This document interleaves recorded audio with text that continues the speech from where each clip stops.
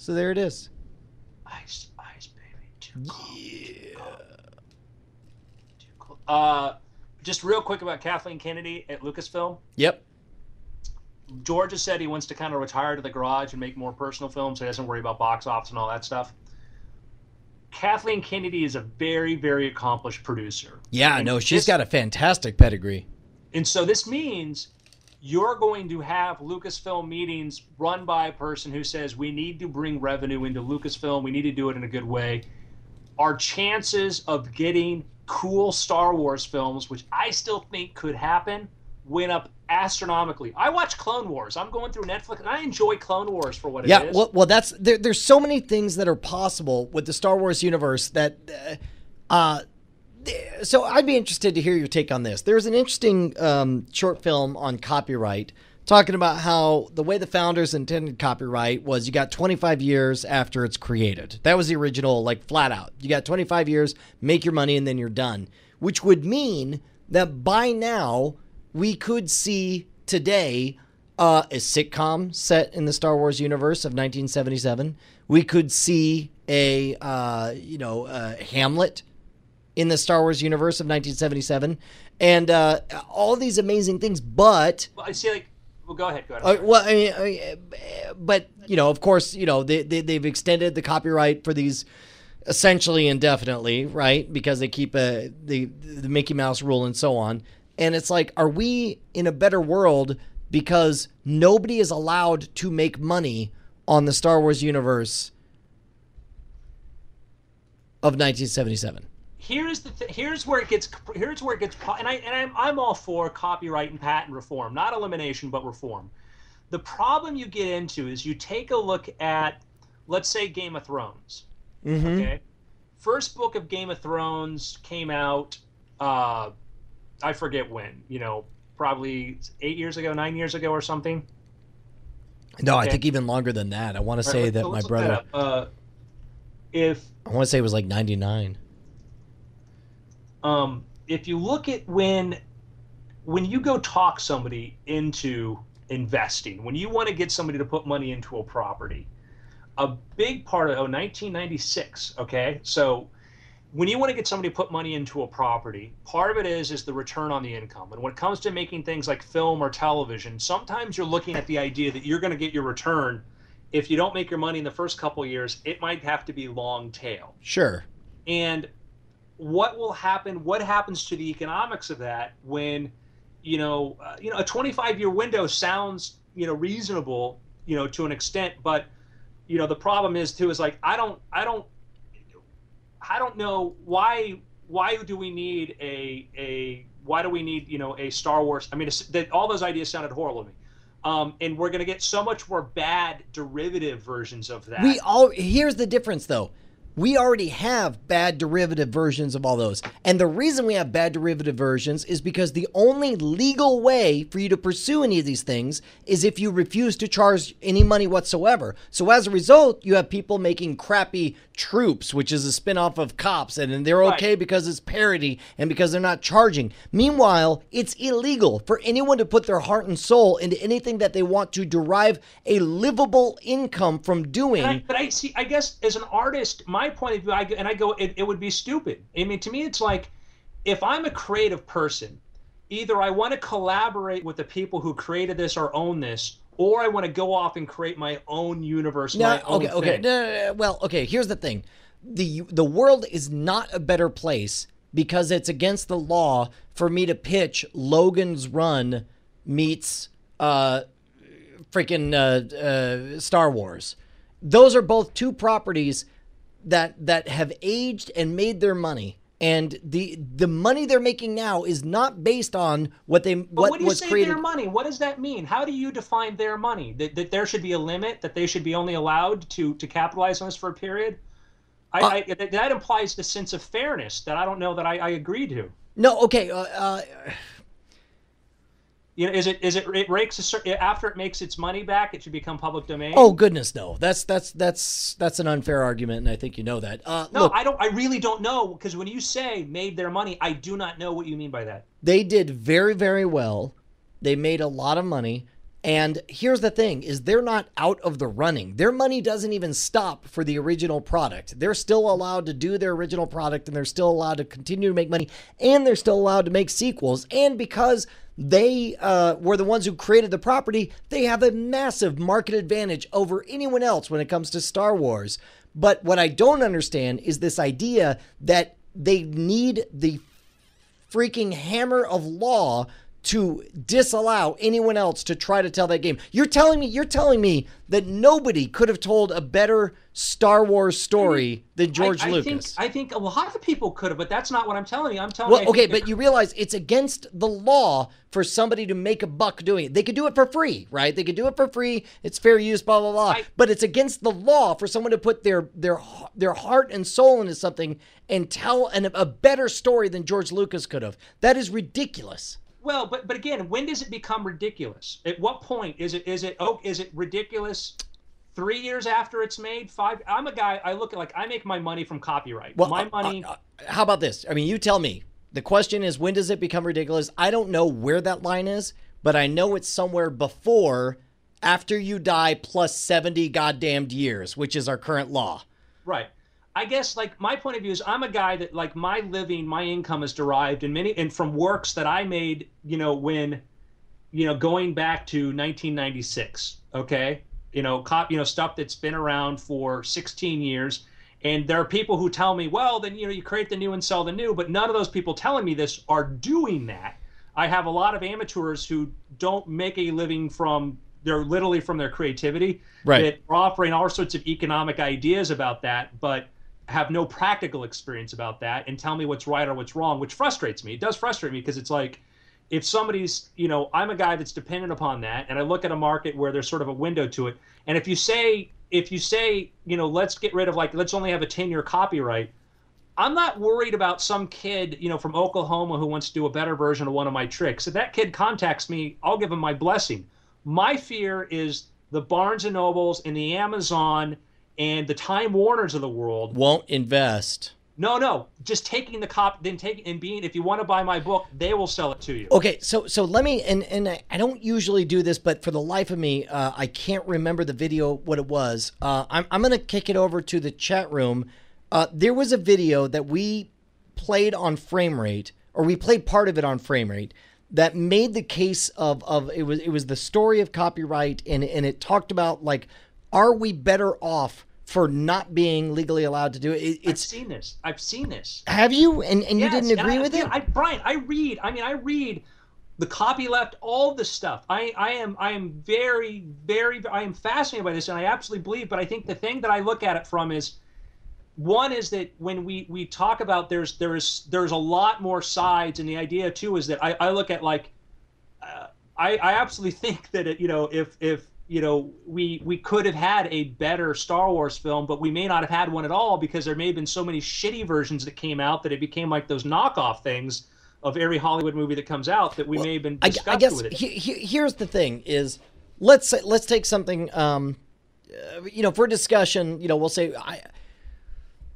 here's the problem. The problem is not that I'm worried about somebody ruining the Star Wars universe by telling their own Star Wars story. We already have that, right? The problem is that Star Wars is able to act like a monopoly. I can think of no anything in the history of anything that behaved better and provided better service to the consumer because it was a monopoly, right? So with that in mind, let's say nothing changed, and let's say that Lucas continued to be the only people putting out any kind of Star Wars related anything for a profit. We, the consumer, would be better served if at least they had the threat of somebody coming in and telling, do you think we would have gotten the prequels if they didn't have a government protected monopoly on their intellectual property, on the idea of friggin' laser swords, which they didn't invent? I think that, I guess my thing is plus, I'm sorry, go ahead. I draw so many comparisons, I guess, between my creation and my identity, I guess, is a thing. It's because many of these arguments can be applied to somebody who does another comedian stand-up routine in another club, another place. You watch somebody who does that, takes an act and does this somewhere else. And in every argument I've ever heard about, well, it doesn't diminish the other guy, I think can apply in many ways to copyright. And it's your right as an artist to do bad or good work. It's not your responsibility to do good or bad. And I think that if you want to step back and say the entertainment industry is still the biggest, one of the largest, most, the biggest, one of the, no, excuse me, one of the most, it is globally, for the United States in particular, we are a world leader in our entertainment industry. And we may have draconian laws and all that, but our entertainment industry is humongous, and it's a service that we tend to be able to consistently provide to the rest of the world. And I don't know, I'm unconvinced that, if we tell investors to invest in, lots of money in things like Game of Thrones, or if we tell artists that, listen, we're going to, within your own lifetime, we're going to take away your copyright on this.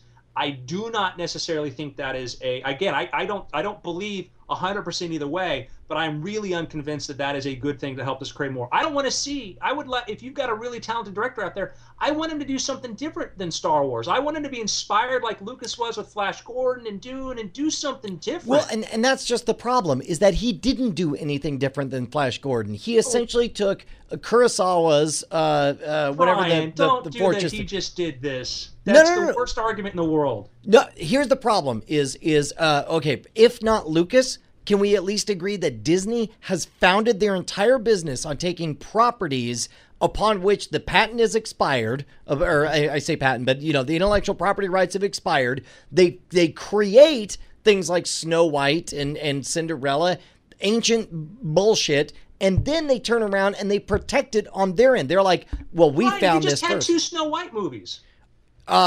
Yes. We just had 2 Snow White movies. Yes. The thing is Disney created elements within there. You couldn't name them like Wheezy, Bleezy, and all this. They created their own characters that you can't use, but you can tell a Snow White story. There are tons of Snow White stories. Okay, but so here's the thing. You're making my argument now, because if we've got these other guys... I'm making... No. If we've got other guys nowadays...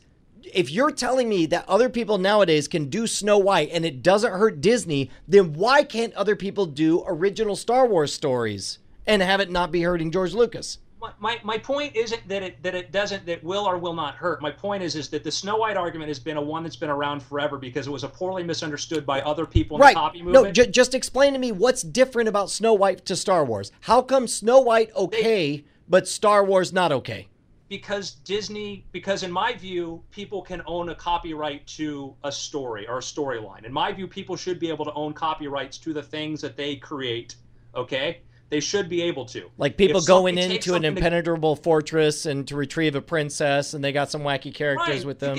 Guess what, okay? I can name you a dozen movies. What was the fantasy novel, the kid with the dragons and stuff that came out? Sure, it was essentially Star Wars, right? Yeah, so did he get sued? No. My point is that... Should he be sued? What's that? No, and he didn't get sued because there were certain themes in there. But if you take, again, there's lengthy law on when you're copying and when you're not. I guess my point is that one, that if you take something that existed 100 years before that fell out of copyright, Disney does not own Snow White. Other people do Snow White movies, okay?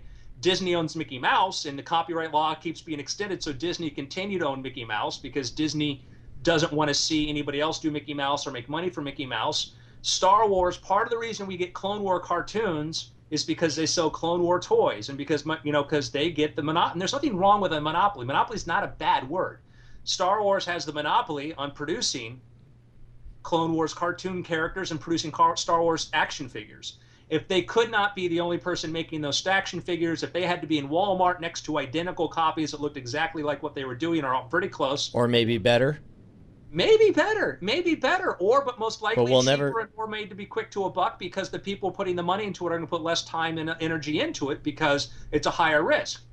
My point is, whether it's better or not, the point is that if they cannot own these things, if they can't put the toy out, they're going to be less likely to do that. We've been talking about radical changes in copyrights and stuff, yet we haven't seen record labels or movie studios in this friggin' 16 years that we've been, post 1990s, this 20 years of the internet, we still have yet to see this big brand that produces traditional kind of content. We have yet to see our $100 million web movie succeed or anything based upon these sort of, saying, I will do this sort of, this go ahead and share kind of thing with it. Well, I think part of what surprises me is that you and I have both worked in an industry that essentially has no legal protection whatsoever. We have no legal recourse to stop somebody from essentially taking the best part of our jokes and repackaging it as something else.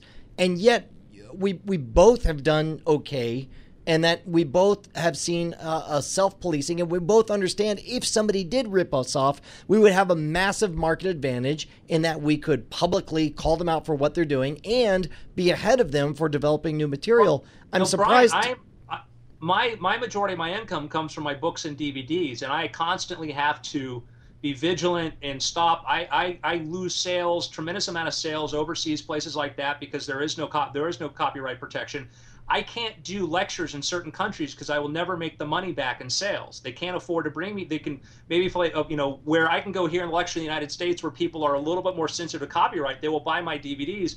I can't go to other countries and do that because they already have them and they paid $1 for it. But I can't share what I do there. But nothing changes when a law is passed. It doesn't fix anything. You just have a black market. No, there are places I can lecture and I can make money because there are copyright laws that protect DVDs and books and things. I've had to write letters and to stop people from doing that, stop magic companies from just replicating them and printing them and selling them like they would do if there was no copyright protection.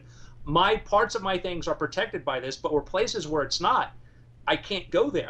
There's nothing lucrative to do for me to do that there. And also in the magic industry, we don't create the same kind of products we do that we used to because of piracy. And it is a, right. Are we better or worse? I don't know. I see so many benefits I get, but I can't say that it is either way. And it's not I don't know. And again, you make your money from a live performance where people pay Brian Brushwood to go there. Right. Right. Or you make your money from a program you give away for free. Right. Now you're in your biggest area of profit outside of that, I would guess, is, let's say, a scam school book, which is in a locked down environment. No, and there's some part of me that can't help but wonder if I'm about to get stung. I mean, I don't know, though. On the flip side, like a decade ago, when we came out with the Professional's Guide to Fire Eating, there was no secure, and I'm using air quotes here, there was no secure platform for it. And so we just released it on a PDF.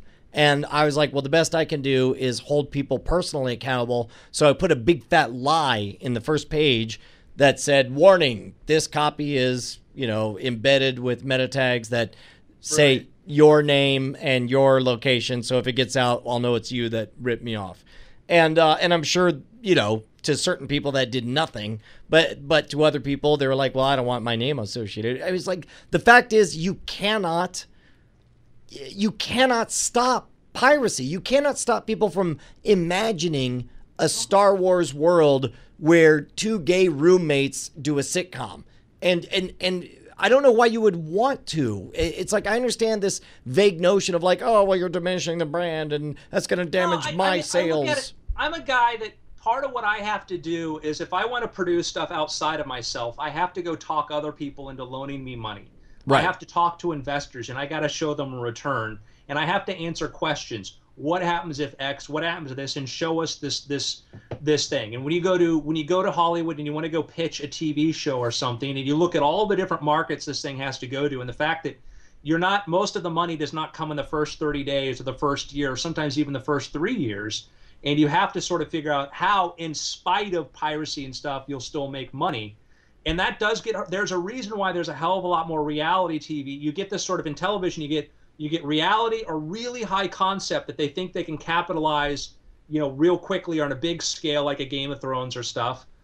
You get big Hollywood budget movies because they said, we know it'll be pirated, but we know that we'll get to a part of the audience that will never pirate, that doesn't care or whatever. And it has strange effects. And I do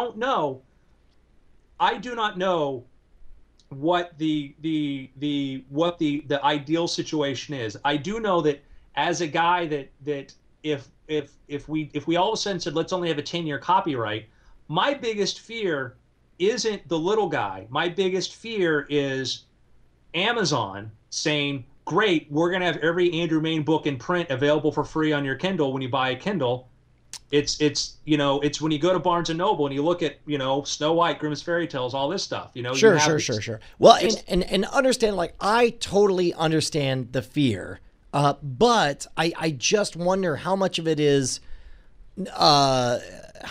just fear, and we don't. Who knows what might have happened because we don't get the chance. Like, for example, P.T. Barnum in his own lifetime completely released the copyright to his own autobiography, and instantly, like, 5 other publishers stole it full on. They're like, mine now, it's free, and they published it. And meanwhile, he beat them to market, or put it out there and be like, hey, you could buy my story from these other assholes, or you could buy it from me, the guy who lived this stuff, because he understood there's market value to the information being out there. And he was also the world's most famous promoter of the day and one of the wealthiest men there was. And right. I guess listen, I mean, I read stuff about German copyright or lack thereof in the 19th century and the effects it had on scientific journals and how it increased publishing and stuff. And again, I get into this stuff, but the thing that we haven't seen is, for all the talk of people like Cory Doctorow and stuff about making stuff free and stuff, he's a guy that makes a huge amount of money as a lecturer. He's a guy that, as far as I know, he has yet to come up with a publishing house that works on this model. This is a guy that gets big upfronts for his books from publishers, does not say, I'll just take the back end. And I haven't seen these models. You are free as an individual to do this however you want. And I have not seen people embrace, and we've been over 10 years of talking about these things. We haven't seen the record label that works this way when there's a god-awful amount of money out there to be done with this. We haven't seen the movie studio that's worked this way, or the online TV network that could do this. And there's millions of dollars out there for somebody who can do this.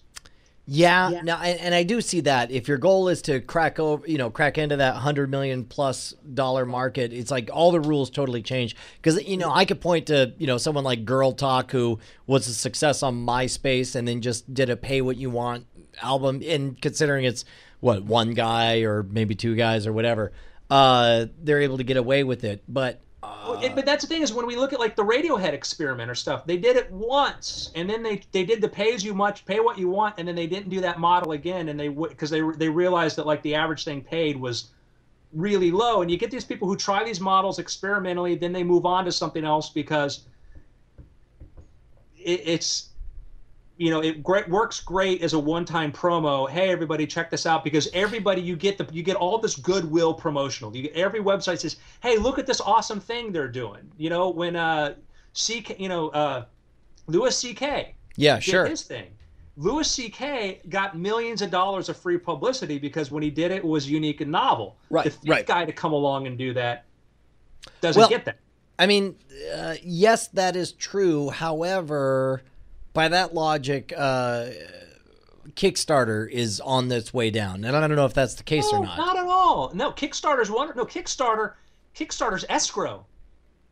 Yeah. Okay. All right. Yeah. No, I see that. I wrote about my prediction. I'll pull this out. I wrote back in 1996. I wrote a whole thing trying to figure out the online economy, and my solution, me so clever, was the way that will really work, because piracy become rampant, is going to be escrow will be the best model. You pay and then you get it. Right. And that's what's brilliant about Kickstarter. That's what I love about Kickstarter. Because there's no way for you to pirate it. It's like, if you love this idea, the game theory is you have to pay in advance or else it will not happen. And I think that's going to be a model. I think that's going to be the model moving forward we get. And, and we as consumers, if we don't like copyright and stuff, we can start putting pressure on them, saying like, listen, we want your universe after 10 years to be a shared universe, or we want this. And I'm all for, as consumers, pushing for this sort of stuff. And this year Kickstarter will have contributed more money to the arts than the National Endowment for the Arts. Oh my gosh, don't get me started on that. I mean, that's such a inherently inefficient way to go about it. But yeah.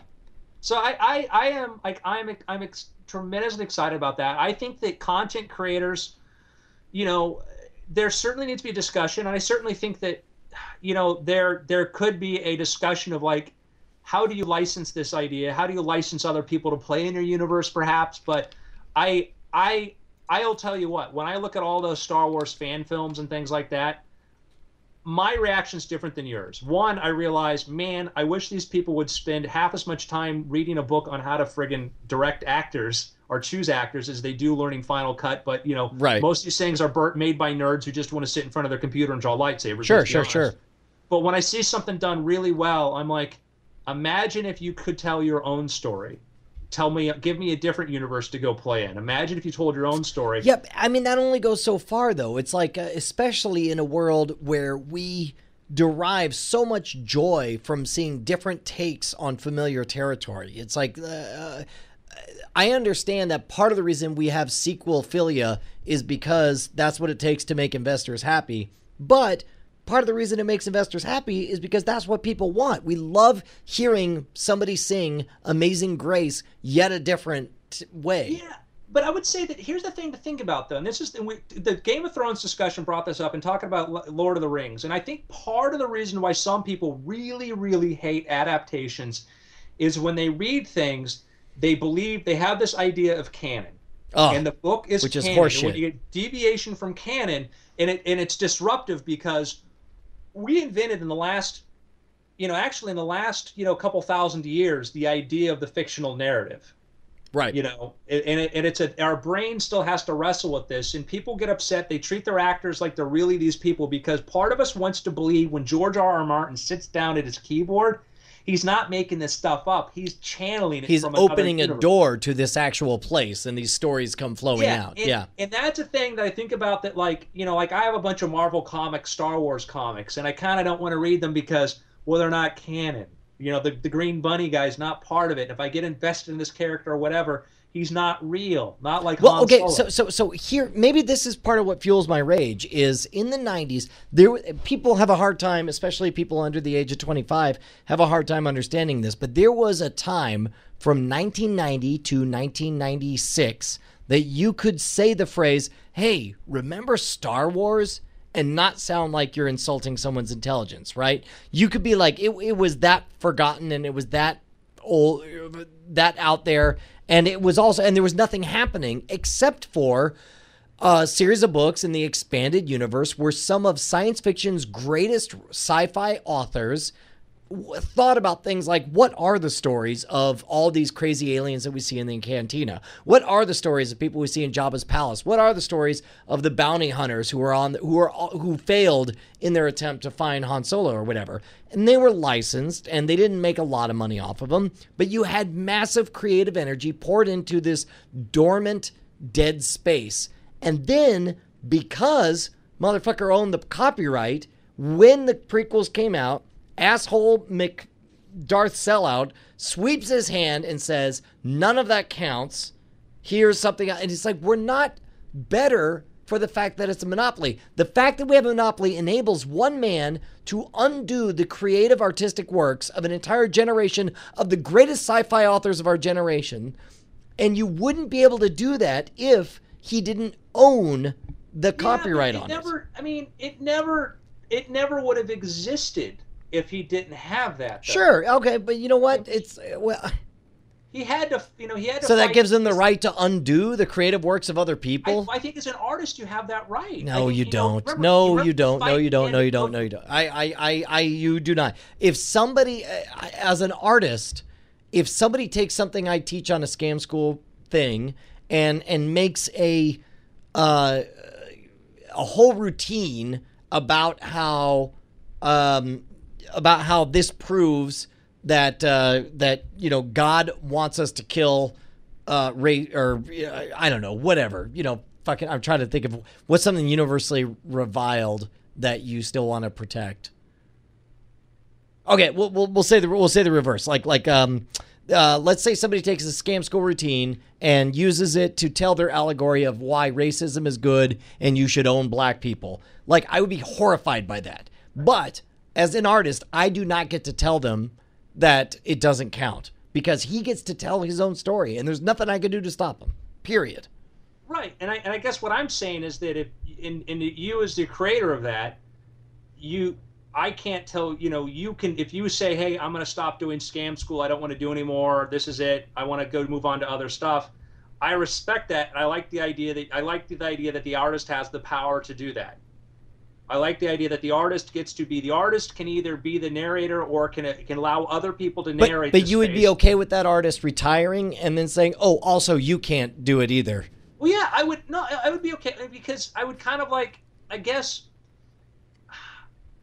I'll say this is that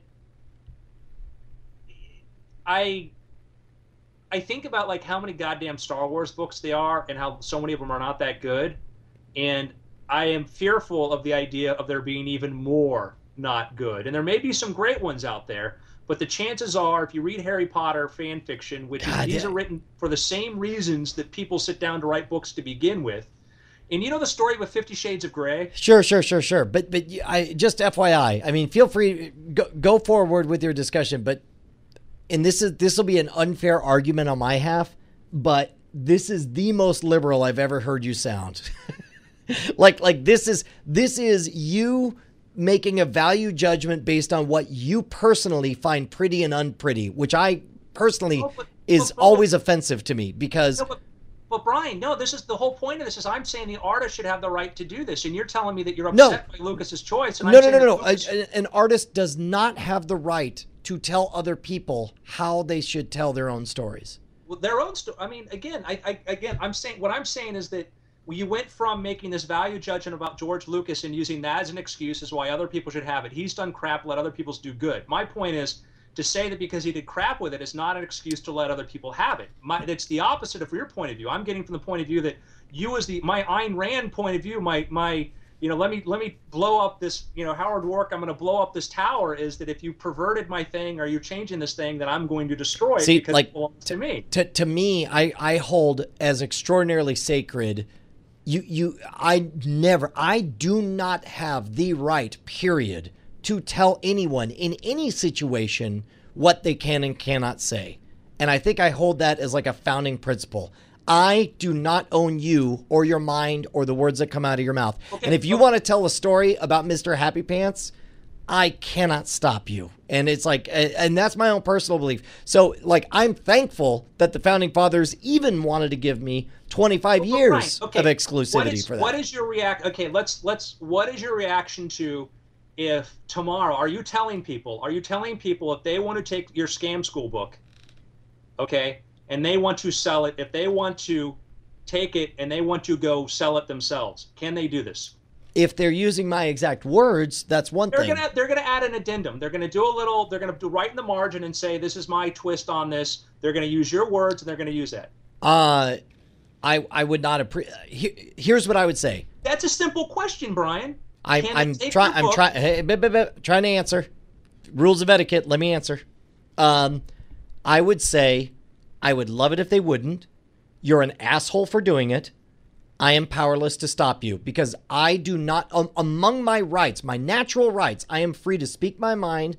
I am free to live my life. I'm free to provide for my family. I am not free to tell you, another sovereign individual, what to do. You are not less than me. And there is nothing that is in my power that gives me ownership of you and your actions. Okay. Now, having said that, I do have the right to try to take action to stop you. In the chess match of life, I can say, I can go to Huffington Post and say, this is bullshit. Hey, world, rally against this guy. As a sovereign individual, I have that right. But I do not have the right to tell you what you cannot say. And that is a founding principle to me. Okay, well, Brian, I mean, we can get into absurd examples where can I call myself Brian Brushwood and go do your show and go sell my show as the Brian Brushwood Show? I can say you're an asshole for doing it. Okay. I don't want you to do it.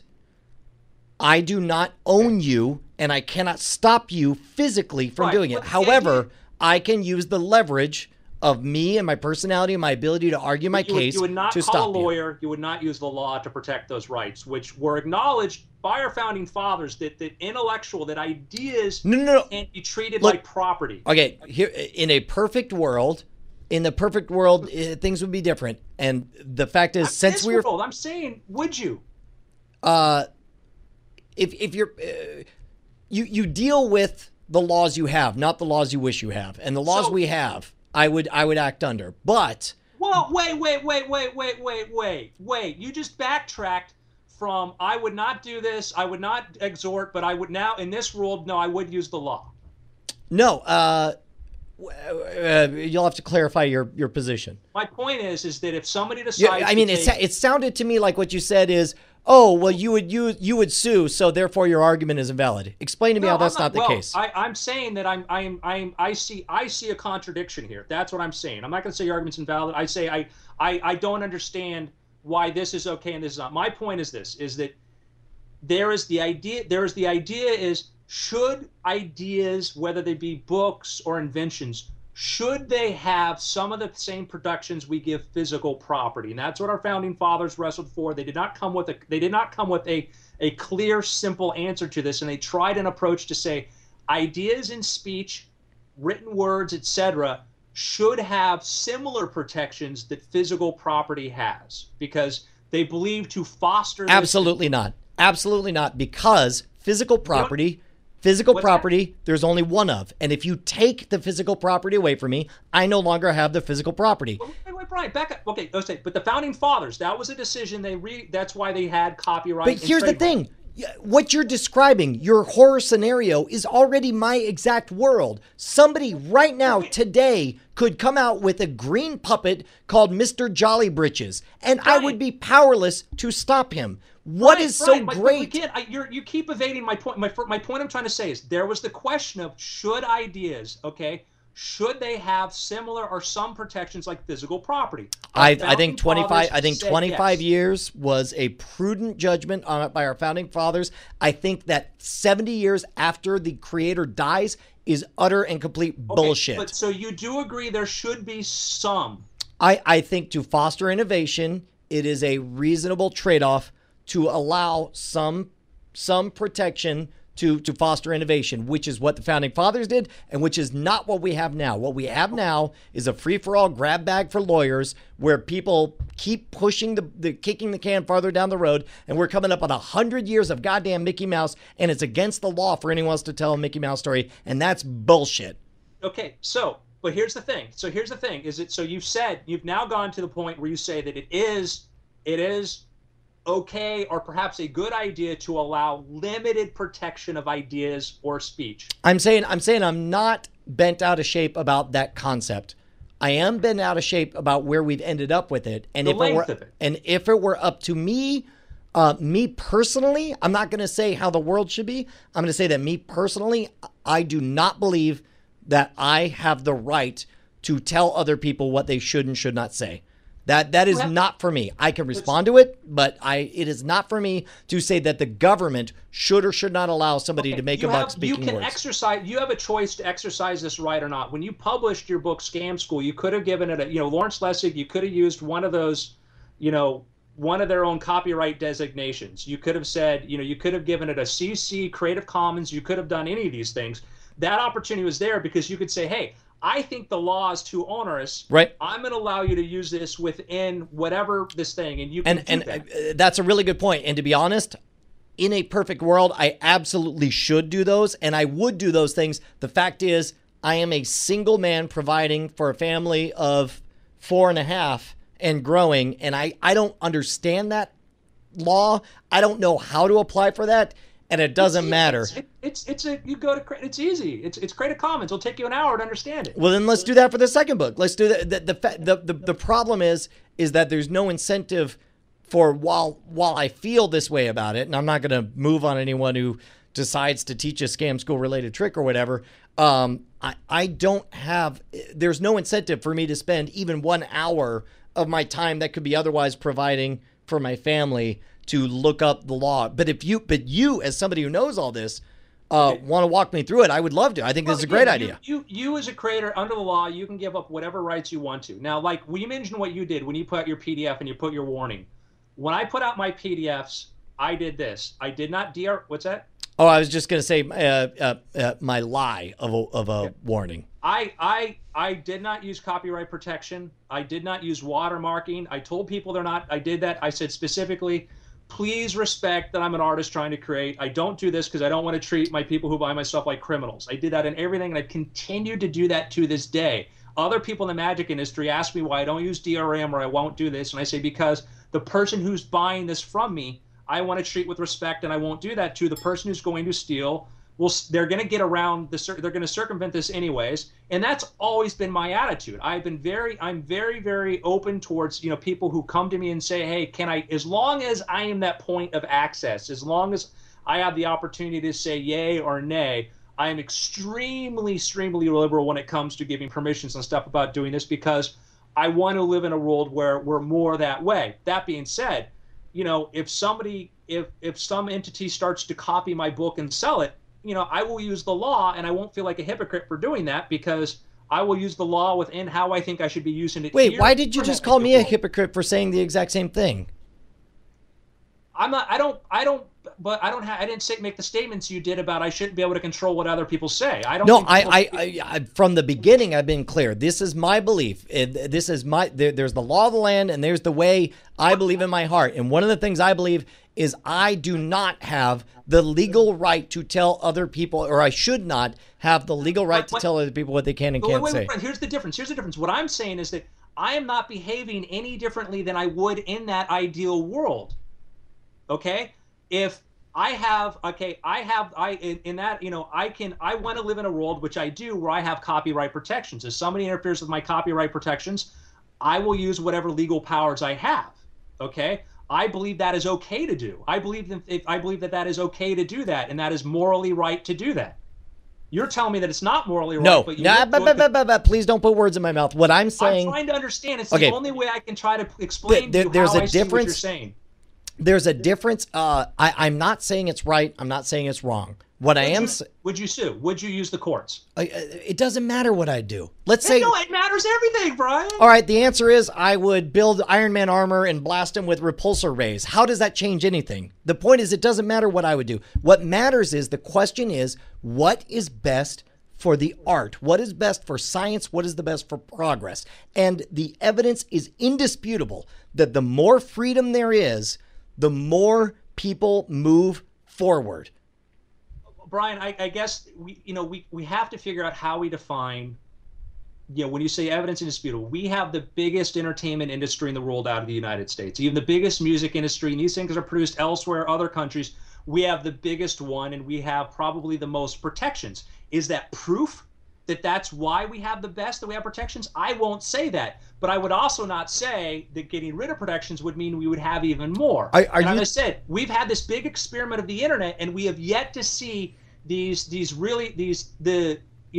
big copyright free kind of things take off as industries. We don't have movie studios that work that way. We don't have a music industry that works that way. We don't have a publishing industry that works that way. I would think there would be something by now that's proof of this, but I can't find that. Okay. I want to believe this. Let's flip it around, right? Since the reason we're having this discussion is because what we want is best for humanity, I assume. No, I want what's best for me. I'm going to be very clear. I want what's best for me. But would you say that we're better off with large mega international companies being able to patent genes, naturally occurring genes, just because they happen to spot them?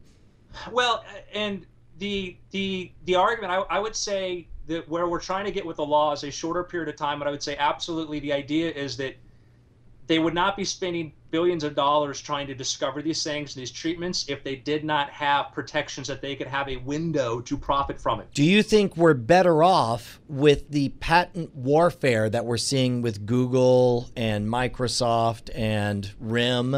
Are we better off with this nuclear arms race of not inventing patents, but just registering bullshit and buying patents from other people? Are we better off as a society because this is the climate that your copyright law that you champion has created?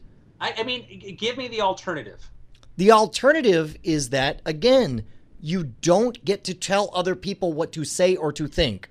All you can do is try to beat them to market and be better than them. Okay, so the problem is you take like the gene patents, okay?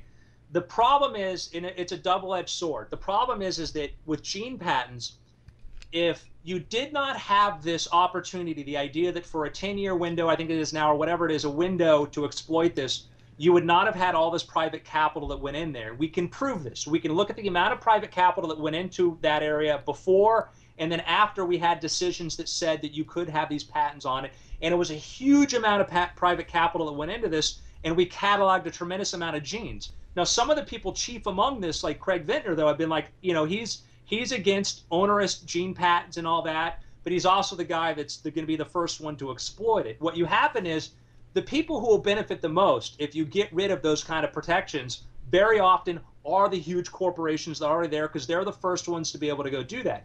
If you're a scientist at MIT and in your after hours you develop some treatment or some gene sequence or something like that, and you want to bring this to market, you need capital to do that. It's a thing where you're going to be competing against Eli Lilly and companies with billions of dollars of capitalization. All right, so if you have that patent. Oh no, I'm sorry. Go ahead. If you have that patent, and I have friends that are in this industry who are scientists who find little things, treatments and stuff, they spend $30,000, they borrow money from the relatives, they get that patent, that gives them strength to go out and to try to sell their idea, because they don't have to worry that the first company that sees what they've done is just going to copy it and beat them to the market. Because that's what will happen is the big billion-dollar companies will be the ones that will profit the most, because they don't have to negotiate with the little guy. All right, so let me throw the reverse at you, and I'm going to do the shitty thing of relying on somebody smarter than me to speak my words for me. And I only bring this up because I think 2 years ago I listened to Michael Crichton's last work while he was still alive. He has this entire essay at the end railing on the ability to patent for genes. And so he did an op-ed in 2007 saying you or someone you love may die of a gene patent that should never have been granted in the first place. Gene patents are now used to halt research, prevent medical testing, and keep vital information from you and your doctor. Gene patents slow the pace of medical advance on deadly diseases, and they raise cost exorbitantly. A test for breast cancer that could be done for $1,000 now costs $3,000. Why? Because the holder of the gene can charge whatever he wants and does, blah, blah, blah, blah, blah. This bizarre situation has come because of a mistake, blah, blah, blah. Here's the point. In a perfect market, in a efficient market, shouldn't all information be free and it be a race to success for a vaccine, right? If what we want to do is eradicate HIV, we should have 20 companies and they all do research to come up with an HIV vaccine. Now, granted, they don't have to share their research with other people, but what they don't get to do is proclaim, we found this gene, nobody else is allowed to test with this gene because we got here first, and we'll use the hammer of law to do it. That's not what we want, and that's not what's good for humanity. What's good for humanity is you found the gene first. Great. Keep it a secret and keep testing until you can be first to market with something else. None of us are benefited from the force of law saying that nobody else is allowed to test for this gene. Okay, the Michael Crichton thing. And again, I am a big advocate for a shorter window on gene patents. Let me make that very clear, to balance the market versus benefiting everybody else. You take that Michael Crichton passage and you insert pharmaceutical instead of gene, okay? Right. If we have pharmaceutical protections for cancer drugs and things like that, if we did not give manufacturers a window in which to make money from these things, okay, we're already seeing what's happening now is that when you try to shorten this window, they don't want to spend the billions of dollars to develop these things because they say they won't be able to capitalize them. So you lose treatments you lose the expensive, because when somebody wants to spend $1 billion in R&D on it, you don't get it. And that's my thing, is if you insert that, you can apply pharmaceuticals, the same thing, places that do not protect those things. And there are problems we're facing now with things that are very expensive to produce. They become orphan drugs. Other companies don't want to produce them. The company that has the patent on it that now looks to expire says, we don't want to do it anymore. We're going to produce the next big wonder drug. And even they go out of patent, nobody wants to make them. Okay? And so we see getting rid of patents doesn't mean it solves a problem, but we also see the problem. If you get rid of patenting on things like drugs, you don't get billion-dollar research. Yeah, okay. So here's the problem I see is I think that is a very noble take on it. However, there's a lot of really terrible things that have come from noble takes on things. Essentially saying that's great in theory, but in practicality, we all know that highfalutin business will try to pay as little as possible. I'm naming real examples of things that's happened when we've changed the laws on the pharmaceutical industries, and we look around the world at other places. Right. If you get rid of patents in these places that do not protect them, or you look at the drug markets and stuff, you do not get that kind of investment. Okay, but on the flip side, these same drug companies are turning around and they're recognizing that there are markets where they do not stand to benefit anything by charging full price for their drugs. So instead, the same drugs that they're selling in the United States for $20 or $30, they, from a monetary aspect, say, you know what? It costs us 80 cents to make this. The fact is we could save lives overseas by charging $1.50 for it. Let's go ahead and do that. And it in no way undercuts what's going on. I don't understand. Because we're subsidizing it. We're subsidizing it because they know they can, in countries that protect patents, okay, they can sell these drugs and they can have their prices protected by the patent protection. Okay, but hold on. I mean, so I guess your point would be, like, if I were to say what's to keep them from just keeping their formula a secret and selling it for $20 in the U.S. and $1.50. I mean, you can't keep it. It doesn't. Those kind of that it won't work in things like drugs and other areas. You can't. Secrecy is great for rocket engines that nobody else gets to take apart or analyze. It's bad for pharmaceuticals. Yeah, no, I could see that. I could see that. Man, I don't know what to tell you outside of I just don't see the world being healthier or better as a result of protection. I have yet to see one example in all of human history where a protected monopoly made life better for anyone. So Brian, and here's the problem is that you and I are looking at the evidence very, very differently then. I would take a look. Any single cancer drug to me is proof of that. Any single cancer drug developed by a private corporation or a publicly held company is proof to me it has made life better, because when you look at the amount of drugs they have to produce, the amount of trials they do where they find that one drug that works, okay? Yep. They're spending hundreds of billions of dollars a year to develop drugs, and we're beating cancer slowly, day by day. We're improving cancer rates, and this was driven. Right. But by that logic, then why do people tell their findings in Science and Nature magazine? By that logic, they should never share that stuff. Wait, what are you talking about? Cancer research. Like if you're working at Bayer and you come up with a novel way to apply multiphasic injections or whatever, by the logic you're saying, you should never publish that in a journal so that other people can rip you off and take advantage of it. You said name an example where giving protection has ever helped humanity. No, that's not what I said. What I said was okay, because that's what it sounded like. No, what I said was I cannot think of a single example where we're better off for having a protected monopoly. Okay, and again, to me, so I would understand that as so if you come out with a cancer drug, okay, something that treats we'll call it cancer X cancer, okay, butt cancer. Okay, I guess what I'm saying is that company that develops it, again, and drug companies do not share probably 90% of the stuff that they develop, by the way. They're very, most of that stuff comes from university funded studies, et cetera, where they get funding outside because people say we want to know. But when you get the novelty or whatever, you patent, okay? If you give drug companies a limited monopoly on the production on this drug, okay? Is that why they invest the money in that? And I would say the answer is obviously yes. That is why they invest the money in this drug, is because they're allowed a limited monopoly on it. Sure. Okay. But again, let's define limited monopoly, because it's starting to sound like I am not against the profit motive. I'm not against people making a buck on what they've developed. What I am against, for the record, is after the creator dies plus 70 years. It's fucking ludicrous, and there's no justification for it. Well, we're getting a long way from the statement you made earlier about is there any benefit to giving somebody a monopoly on something? I said I know of no situation that is made better by protected monopolies. That is true. And I offered. I'm speaking about for society in general. Now, obviously, it's better for the individual. And I guess my point is, like, would you say that that cancer drugs would are benefit to society in general and are benefited that we have cancer drugs because we get investment because of those limited monopolies? I mean, would you say that that is an example of where? Yes to the first part. I don't know about the second. Yes, obviously, we're way better for cancer drugs and we're way better for the investment for them. But I have no idea.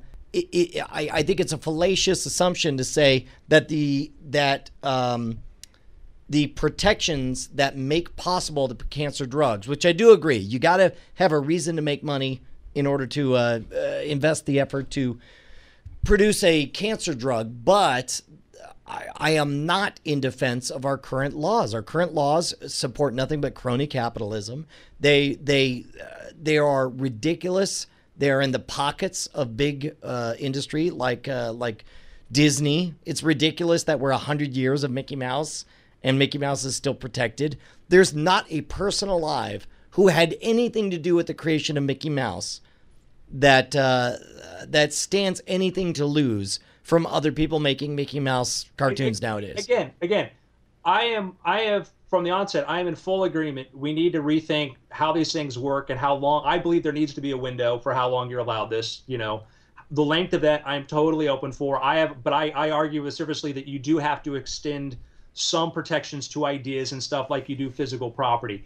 I don't like to get into that. The problem is like when you make that argument, nobody alive or whatever, it's like, I think that I don't like, me personally, I don't like the idea of societal fairness, this idea that we have this arbitrary idea outside of the market of what fair is or what fair isn't. I think the market, the market decides. And when I hear ideas of fairness and income equality, I cringe. How can you say the market decides and then in the same breath say that market needs to be held out of the equation for up to 140 years? Oh, well, again, but you're saying, okay, the market, it's the value of that idea. Again, the reason there is a market is because you can, and I did not say it needs to be held up. I've said since the beginning, I think we need to rethink the windows on this. But my point is you need to be able to define these ideas as property, okay? And that's how you get in. That's how you get a market from this. Is the idea is when you can put a value in this, and part of that value comes from a limited monopoly over a window of time you have on your idea or your concept. Okay, but when we get into, nobody else created Disney or whatever. Again, I cringe whenever I get into somebody makes too much money or this guy's made too much or they've made enough or whatever, because I don't want to get into, Sure. And don't get me wrong. Like, I would love to be the guy who, fed 3 generations of Brushwoods based on the idea of a red puppet that looked like a voodoo doll. It's like, I mean, don't get me wrong. That would be great. However, I don't know that would be better for society as a result. And that's what I have a real problem with. I don't, again, I take what I think is right or wrong and what I think, I can line up with what my view is about markets, evolution, capitalism, prosperity, etc. I think we absolutely benefit when we treat ideas and concepts with some of the same rights we do physical property. I absolutely agree that we need to try to find that optimum, and things like gene patents, they should not be these ridiculously long things.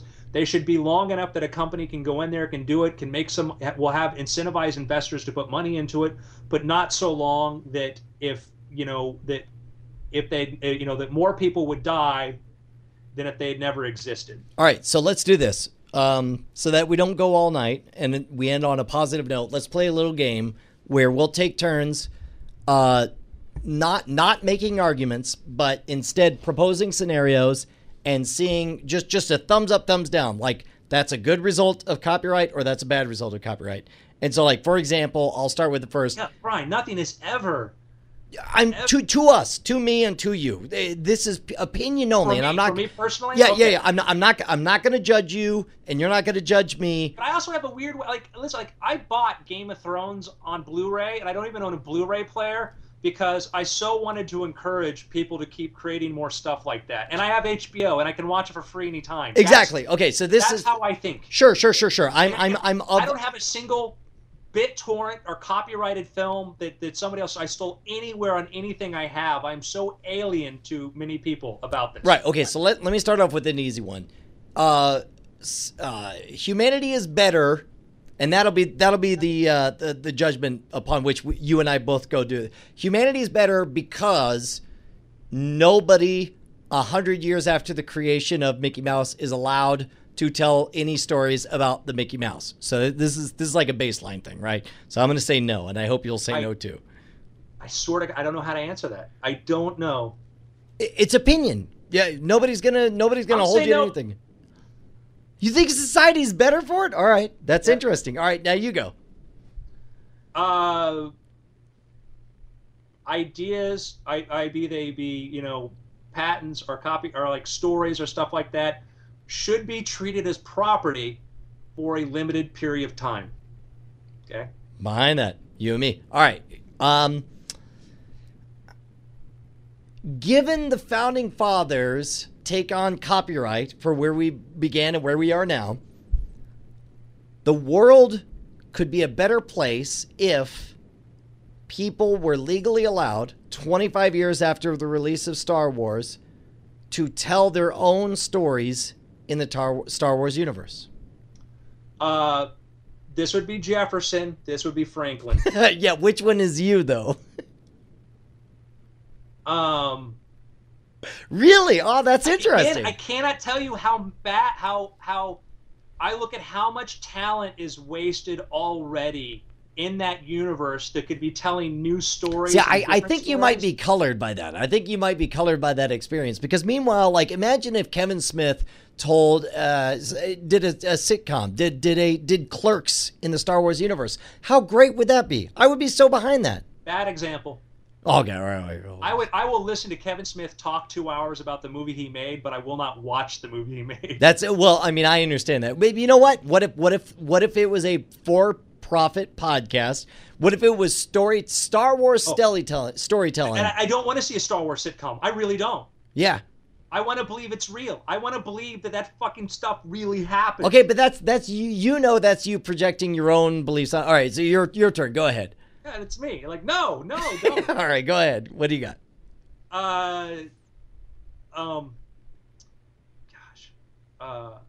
And keep in mind, like the goal for me for this game is to find the gray areas that will surprise each of us. Well, I mean, I don't know. Like I don't. If you is 100 years for Mickey Mouse right? I don't know. It absolutely sounds absurd and crazy to me. What I'm saying is like I want to believe a lot of things about this. As a guy who is very vulnerable to copyright and all this, I really want to believe a lot of these things. And I guess my thing is that I would have thought I would see more things by now. I really would have thought we would have seen, the online, the sort of models. And we even look at things like Revision 3, where they ended up selling out to a mainstream company that makes its money from cable subscriptions because their content was more value than their model was. Right. I think. Patrick Dillahanty has a great one.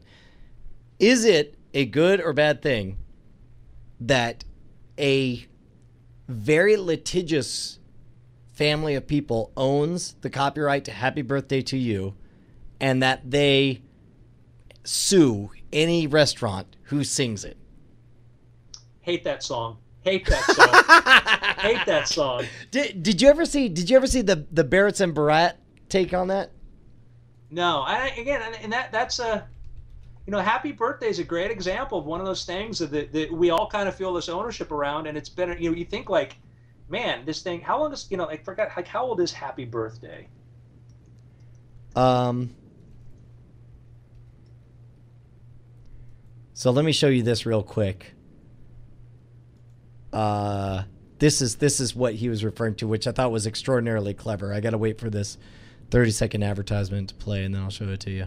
See, and here's the other thing, too, is there's some part of me that is, like, very aware that what happens online and what happens on stream is an analog for what would happen if we were all in the room together, especially right now, because we're, neither of us are making any direct dollars from this moment. But by the letter of the law, the very nature of what's about to happen is, it used to be a civil offense where only the aggrieved party would sue us. But thanks to the DMCA, it becomes a federal offense. I'm about to commit a federal offense, which is messed up. And I don't like that about our copyright law at all. Can I tell you? Okay, go ahead. No, wait here. Just watch this real quick and we'll talk more about it. You know how sometimes you want to use a song in a YouTube video, but you can't because it's copyrighted? And you know how sometimes that song is just so poignantly ingrained into our culture and has been for so long that really it has no business being copyrighted anymore?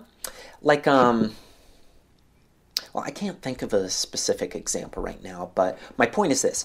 I just wrote a song that I think people should be able to use whenever they want, however they want. I wrote it to the tune of Good Morning to You, which is in the public domain. I hope you like it. It's just a quick little ditty about an Egyptian river god who finds a place to sleep atop 2 sheep and a deer named Harrison, who also happened to be governors of Algiers before the French conquest in 1830. Happy birthday to you, happy birthday to you, happy birthday dear Harrison, happy birthday to you. There you go. And like I said, use it whenever you want because both the melody and the lyrics are free of copyright. So, number one, that's not really speaking to an argument one way or the other. Well, I just but thought I'd say that with was the happy birthday thing, what's interesting there is I don't think we've had a court challenge about that in the last 10 years or so. Well, mainly because freaking all the TGIO Chillibis have gotten in line. I mean, they've all learned to make up their own stupid songs. Well, yeah, so I guess what I'm saying there is and that's a thing where you look at it where Happy Birthday would probably not hold up because there was so much prior art, there's so many other versions of it, and so many and examples of that. The difference between the idea of civil and criminal is one of the things is that if you make things a criminal, what it theoretically allows is then the guy who cannot afford a lawyer, if using I love Amazon. If Amazon comes in and says, we really like your book, we're going to make your video, and we're going to go out there and we're going to sell it, and you're not going to get a dime from it. In a purely civil lawsuit world, average guy does not stand a chance. You don't stand a chance.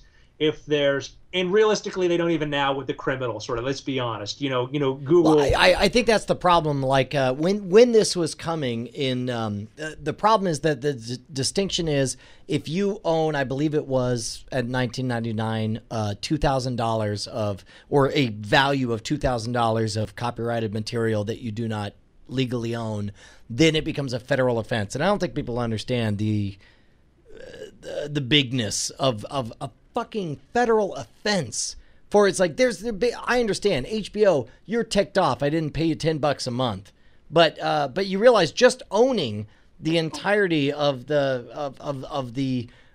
Mad Men or of we'll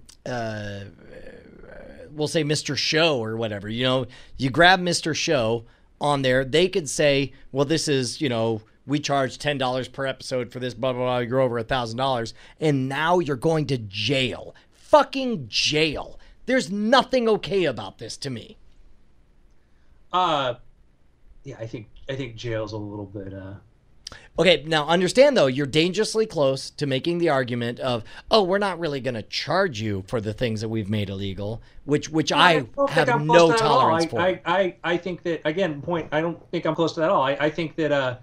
I think the copyright law was written by a paranoid industry for a bunch of congressmen in their pockets, and their solution to these things are extraneous and draconian. And there's a reason why, the number of people who've actually ever been, and again, let me get to my point on this. There's a reason that I can't even. I'm sure somebody somewhere has actually maybe had to do jail time for this, but the industry is so afraid to actually try to push for that beyond a point because they know any support they have will absolutely collapse as people realize how ridiculous you of all people know that I mean it's the KGB credo that it's like make everything illegal, that way you could get somebody whenever you want them. That's the intent. I don't think that's I don't think that's a good model to pursue. It's horrific. It's terrible. It's anathema to what America was founded on. But I'll also say that the problem is that you know, we live in a climate where a kid will take one of my DVDs, will upload it to YouTube,